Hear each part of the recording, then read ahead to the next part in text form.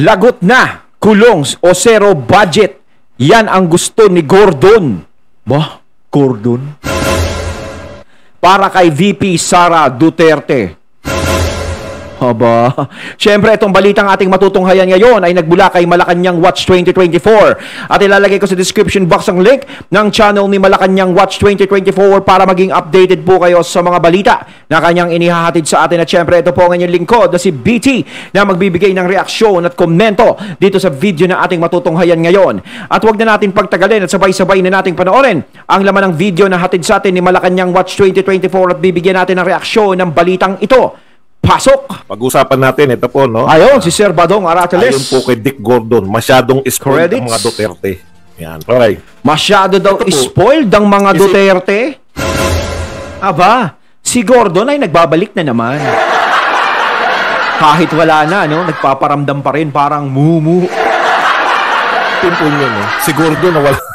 Bigla mong interview. Siyempre, panay panay kalokohan yung panay paninira sa Duterte. Katulad niya, masyadong spoiled. Ang sabi ni Gordon diyan, hindi naman gantong-ganto, no? Pero mas maganda na rin mula sa bibig na ni Gordon para saktong-sakto. Ulitin ko na lang. Lumalabas talaga ng ano, no? Lumalabas talaga yung sa parte na to na masyadong spoiled. Saan ba naging spoiled yung mga Duterte? Ngayon nga, hindi sila nagiging spoiled eh. Tsaka wala akong matandaan na nagiging spoiled sila eh.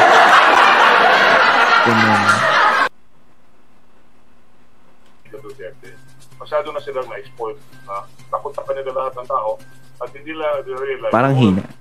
Over. Okay, ang sinasabi ni Gordon, masyado na spoiled to, hindi nila alam, tinutugis na sila ngayon na bumaliktad na yung mundo. No, hindi na takot sa kanila yung mga tao. Okay, bakit takot? Takot ba dahil siga lang? O takot dahil may ginagawang kamalian? Hay nako, hay nako.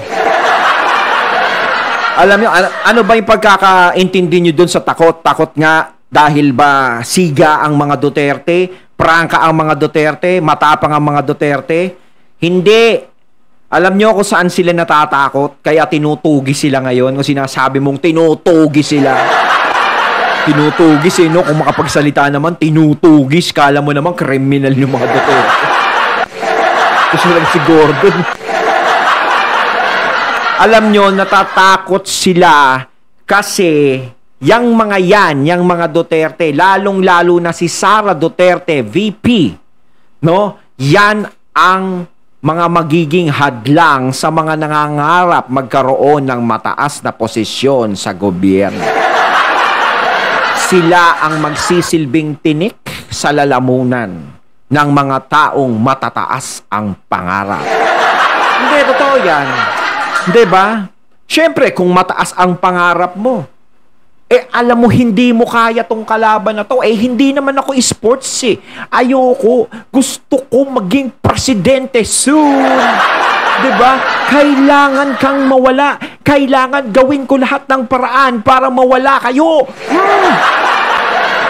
So, syempre, sasamantalahin mo yung pagkakataon. No? Lalong-lalo na kung kadikit mo yung, alam niyo na. Diba?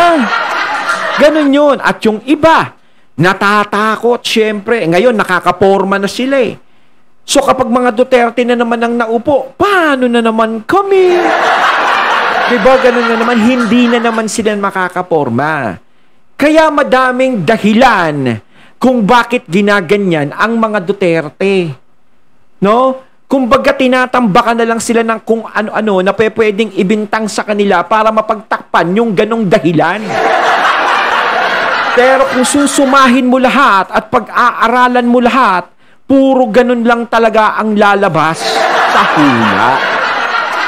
Kailan lang ba nagkaganyan yan? Simula nang lumabas yung survey kay BP Sara. Diba? Simula nang lumabas yun. Kung hindi naman lumabas yung survey na yun, baka nga friends pa rin sila lahat eh. Kaso lumabas eh. Diba? Number 1 sa survey. Paano ako? Gusto kong maging presidente. Si Sara Duterte naging presidente. Alam niya naman, oh. Diba? Siya yung mataas. Oh. Yung nangangarap, puro pangarap na lang. Diba? Tapos yung pangarap niya, si Sara Duterte, ang makakatupad.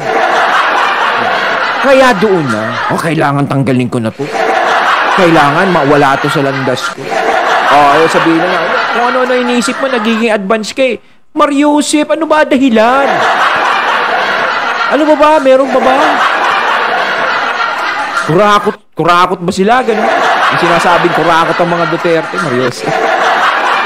Kung alam nyong kurakot ang mga Duterte, kung alam nyong magnanakaw ang mga Duterte, walang iya at masasamang tao, bakit kayo nakipag-tandem sa kanila? Diba? Bakit nyo sila sinali sa unity? Bakit nyo binuo? Bakit nyo pinagkatiwalaan kung ganyan sila kasasamang tao? Siyempre, bago mo namang kuning partner o mga kasama nyo yan, yung mga Duterte, bago nyo isama sa inyo noong dating eleksyon, siyempre, pag-aaralan mo muna yan. Tangin, mga walang yato, mga ano to. Diba? May mga kaso to, mga mandarambong to. Diba? Ano yun, hindi nyo alam? Kung ganun sila, diba? Ano sabihin nyo, kasi malakas sa tao to eh. Kahit mga mandarambong, ganun, malakas sa tao. Diyos ko, mamahalin ba ng taong bayan yan kung mga mandarambong yan, Duterte?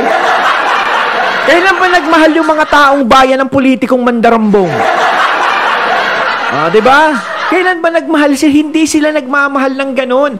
Pero yung mga tao, sinusuportahan ng mga Duterte kasi meron silang gawa na nagugustuhan ng mga tao. At kaya nyo sila nakasama nung eleksyon, nakatandem sila at nakasama sila sa unity team dahil alam nyo na malaki ang tiwala ng mga tao sa kanila at maganda ang ginagawa nila. Yun. Kaya hindi nyo ako mapapaniwala. No, kaya hindi nila ako mapaniwala o bakit pinaglalaban mo yung mga Duterte? Bakit nagsasalita ka, 'di ba? Sa mga Duterte. Kasi nga hindi ako naniniwala sa mga binibintang sa Duterte hanggang ngayon. 'Di ba? Kasi bakit nyo kukunin yung mga yan? Ulitin ko, bakit nyo kukunin yung mga yan kung yan ay mga mandarambong? 'Di ba? Kung mga kurakot yan, bakit kinuha nyo sa unit team? Bakit binuo nyo pa? Diba? Ganon yun. Bakit natatakot sa mga Duterte? Kasi alam ko yung mga may mga taong walang takot o hindi natatakot eh. Pero takot sa kanya, lalong-lalo sa mga Duterte, yung mga taong yung mga kriminal. Di ba? Correct. Yung mga matitinong tao. Yes. Halimbawa tayo, mga pangkaraniwang tao, bakit mahal na mahal natin? May natakot ba tayo? Ang alam kong takot yung mga kriminal eh. Totoo yung sinasabi mo, takot sa mga Duterte. Yung mga kriminal. Pero yung mga pangkaraniwang tao na walang ginagawang krimen. Yes, isa yan sa mga takot sa kanila. Yung mga adok-adok, mga kriminal, mga masasamang tao, masasamang loob, mga taong labas na mga takot sa kanila yan. At syempre, ang numerong takot sa kanila, yung mga taong nangangarap talaga. Diba? Kasi kapag nanalo ang mga Duterte, wala na. Finish na. Ang pangarap ay magiging isang pangarap na lang na hindi maaabot. Masaya, natutuwa sa mga Duterte. Ano yung bumaliktad na yung mundo? Tinatarget na yung mga Duterte. Tama yun, tinatarget, pero hindi dahil masasamang tao yung Duterte. No? Tinatarget sila dahil 6 na taon na pahinga sa pagnanakaw yung mga kriminal. Bumabaliktad na raw yung mga tao, sila na yung tinutugis ngayon. Spoiled kasi yung mga Duterte. Ayan yung mga banat ni Gordon, no? Tapos, kung pinakinggan ko yung mga sinasabi ni Gordon, parang hindi siya makapaniwala na si BP Sara na ganun din yung punto niya, no? Yung Kongreso po ang pinagmumulan ng budget. Tapos bakit hindi sasagot si BP Sara? Parang binabastos niya, hindi niya kinikilala, masyado siyang spoiled. Hindi niya kinikilala yung kapangyarihan ng Kongreso. Parang kaya niya hindi sinasagot. Yung dialogue ni Abante, nagpapaawa effect siya, pinagtutulungan, di ba? 1 against 47. Sige, maging practical na. Diyos ko naman, nagpapaawa effect. Parang hindi ko nga nakitang nakakaawa si VP Sara dun. Yung tipong nagpapaawa siya. Alam niyo po ba yung nagpapaawa? Siyempre, parang pag napapaawa ka, sobra kayo. Wala naman akong ginagawang masama, ginaganito niyo ko. Pero nakikita natin si VP Sara is talagang humaharap sa kanila, lumalaban sa mga magagaspang din nila sinasabi laban sa kanya. 'Di ba? Maayos nga siyang nakikipag-usap eh. Maayos nga yung niya, salita niya. 'Di ba? Wala naman siyang angas doon nung una. Kaso nga lang syempre pinagsalita na si Castro. Pinagsalita na si Mamo. Ayan na, nagkaganyan, nagkadire-diretso na. Yung mga galit sa mga Duterte, nagsalita na. Siyempre, saan pa ba ang mapupunta ang usapan? Maliligaw na yun. Oh. Siyempre, mas gusto nilang pag-usapan kung saan babagsak si VP Sara. Kung saan siya maiipit at mapapahiya. Bakit natin pag-uusapan yung 2025 budget mo? Diba? Galit kami sa iyo eh. Di kapag pinag-usapan namin yan, pinag-usapan natin yan dito, ano yan? Kami magiging dahilan para bumango pangalan mo. Diba? Parang sinasabi nila, ang swerte mo naman, Sara Duterte. O kaya confidential fund dahil dito ka na-i-issue.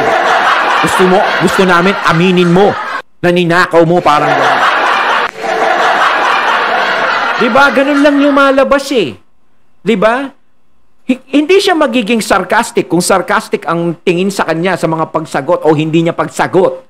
'Di ba? Kung gano'n ang tingin sa kanya.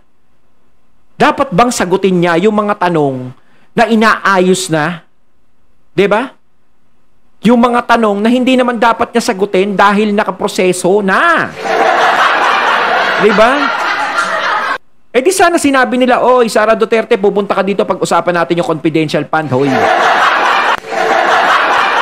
Di sana inimbitahan nyo na din yung COA dyan. Diba? Hindi lang si Sara Duterte kasi tanong kayo ng tanong sa confidential fund. Diba? Mas maganda yung kasama niya yung COA. Tayo. Ikaw, napakatapang mo, Gordon eh. Naging senador ka eh. Di ba? Sinisigawan mo. Ikaw ang sa pinakamatapang na senador. No? Sa iyo nga, dati, before ka nag-imbestiga sa Parmali, hindi pa ganyan yung mga senador. After na nag-imbestiga ka, lahat na ng senador ngayon, kahit walang utak, alam ko matalino ka dahil abogado, magaling naman si Gordon in fairness. Pero ang problema, pati po yung mga walang utak na senador, naging siga na rin po dahil yun yung pinakita nyo. Ay, maganda pala tong attitude ni Gordon. Kayo yung nagpasimula ng hindi nyo kursunado yung sagot, contempt nyo, kinukontempt, di ba? Nahawa na yung ibang senador, nahawa na rin yung mga congressman. Kaya ganyan na yung kongreso natin eh, dahil pinakita po ninyo, marami kayong tagahanga eh. Kapag hindi nyo gusto. Alam niyo si Gordon, okay naman talaga yan, pero ewan ko kung bakit na nagkakaganyan talaga. Ngayon, nung senador po kayo, magtapatan lang tayo, no? Baka naman kasi iba yung pinapayo nyo sa ginagawa nyo. Nakaharap nyo rin po yung mga Duterte. Kalaban nyo rin si Tatay Digong. Di ba? Senador kayo. Kayo yung Blue Ribbon Committee. Ano ginawa ni Tatay Digong nung nakita niya na sinisigawan nyo, pinapahiya yung kanyang mga cabinet official? Huwag kayong umaten dyan kay Gordon. Sigaw-sigawan lang kayo niyan. Ako bahala. Hindi niya pinaten yung kanyang mga cabinet official. May nagawa po ba kayo?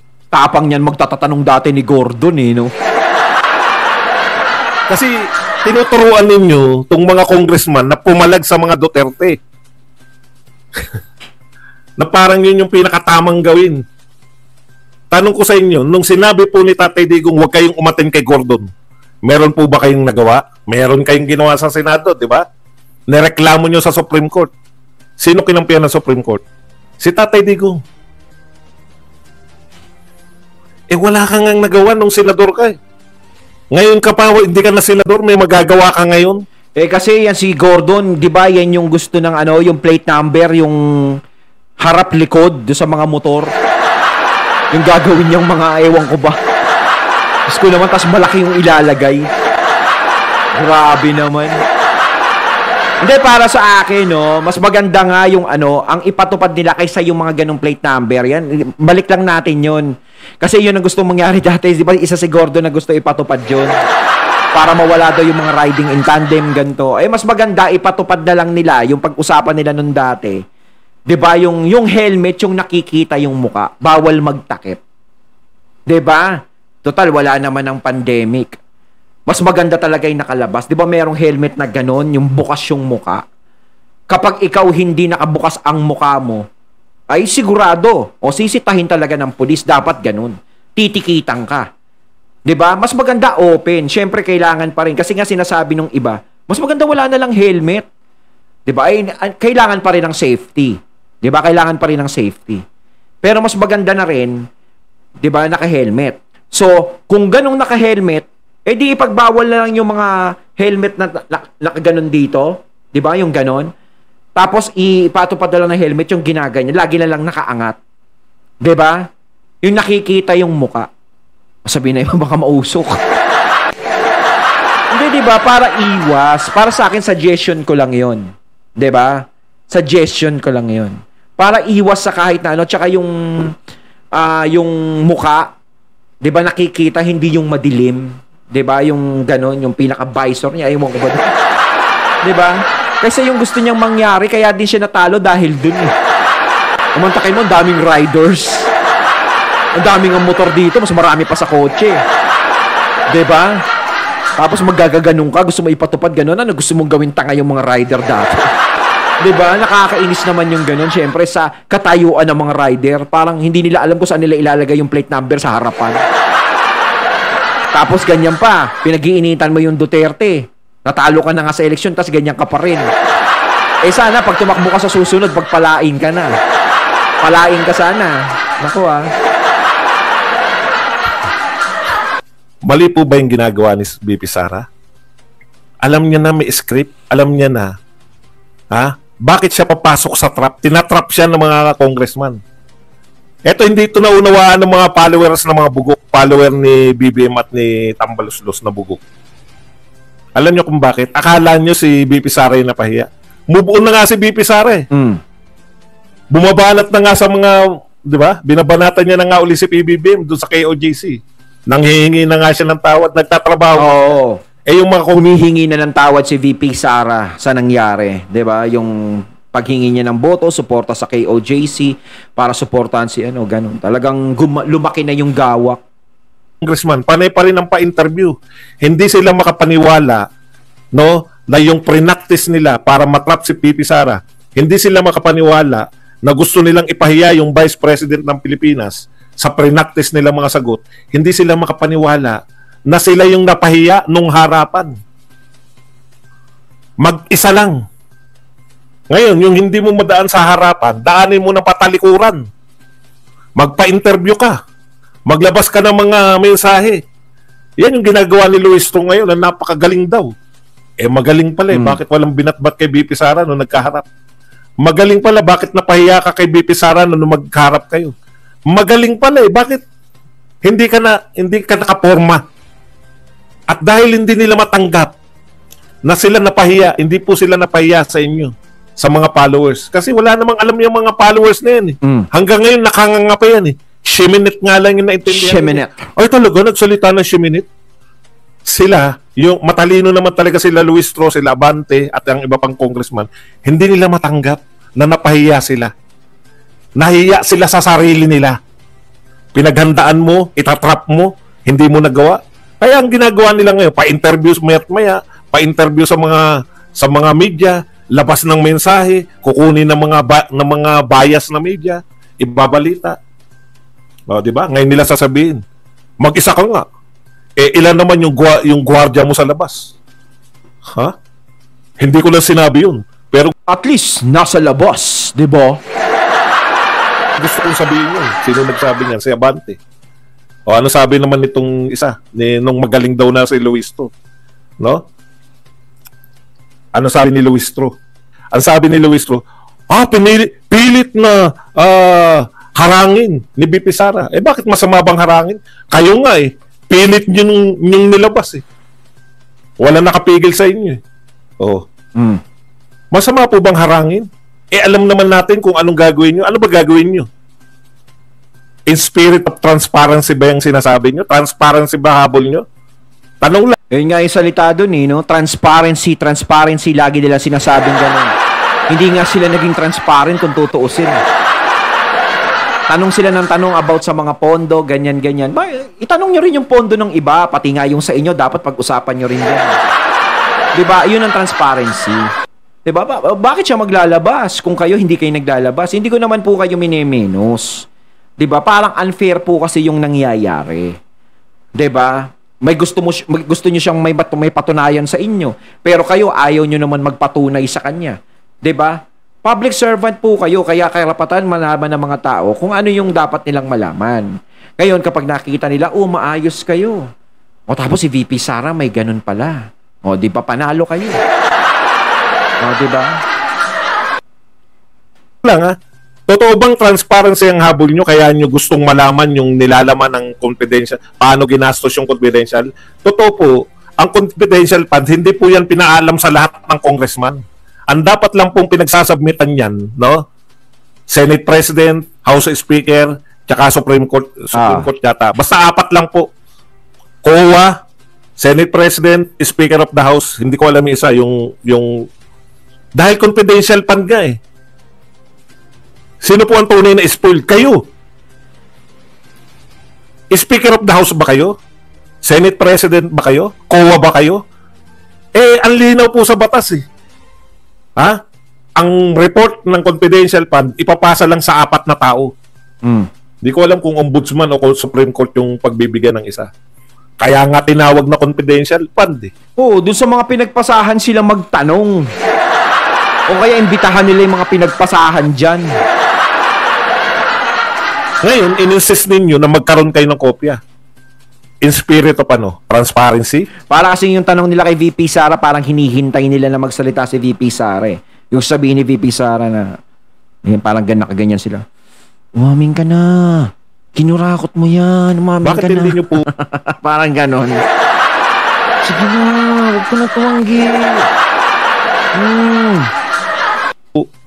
Bakit hindi po kayo kumuha ng confidential fund din ng Pangulo? At nang ipapakain siya may confidential fund. Yun ang transparency talaga. Pantay-pantay. Hindi lang sa iisang tao kayo tumitingin. 'Di ba? Kaya ang nangyayari is parang nagkakaroon ng personalan. O parang pinepersonal nyo si Sara Duterte kasi siya lang talaga yung inuupo nyo sa hot seat. Kitang-kita naman. Siya lang ba ang kurakot dyan? Diba? Siya lang ba ang may ganyan sa kaisipan nyo, naiisip nyo? Parang ang lahat ng nakaupo is malinis, siya lang ang hindi. Lahat kami, malinis kami. Si Sara Duterte, hindi. Parang ganun ba? Ganun? Ganun yung pag-iisip nyo sa kanya? Buti kayo nakakapag-isip ng ganyan sa kanya. Pero yung mga tao, bakit hindi nag-iisip ng ganyan sa kanya? Bakit tanging Vice President lang po ang meron ang binigyan ninyo ng subpoena? Kasi Vice President lang yung gusto nyong sirain. Vice President lang yung gusto nyong siraan. Gagamitin ninyo sa paninira. Yan nga yung ginawa ni Castro, di ba? Unang tanong pa lang. Anong unang tanong ni Castro? Confidential fund. Oo. Sino ngayon ang nagsasabi ng totoo? Si VP Sara. Yun agad ang ipinasok niya eh. Diba? 2025 budget, pinasok niya agad, confidential fund eh. Ayun. Anong transparency sinasabi niyo? Nakahanap siya ng pagkakataon. Minsan ko lang makaharap Sara Duterte. Sige na. Unahan ko na. Once in a blue moon lang yun. Alam niyo ba yung mga mayor kung ano saan nila ginamit yung confidential fund? Yung mga gobernador? Wala. Confidential nga eh. Ayaw niyong alamin. Hindi niyo naman sila gustong siraan. Gusto niyo sila maging kakampi. Di ba? Transparency pala eh. Paano nyo ginamit yung pondo nyo? Ano tanong ni BP Sara? Yung Makabayan Black, paano nyo ginamit yung ayuda nyo? Saan nyo ginamit? Nilantad ba nila? Kung usapin ng transparency yung gusto ninyo, kaya nyo tinitignan yung confidential fund, dapat na-request nyo lahat para hindi halata. Yes. Yun, at ating natunghayan ng video na nagbula kay Malacanang Watch 2024. Siyempre, ang boses na yun na binigyan natin ng reaksyon na nagbula kay Sir Badong Arrateles. Kayo mga katunay, anong masasabi nyo tungkol dito sa video na ating natunghayan ngayon at binigyan ng reaksyon? Comment lang po kayo sa comment box. So once again, I'm BT and I'm out. Peace.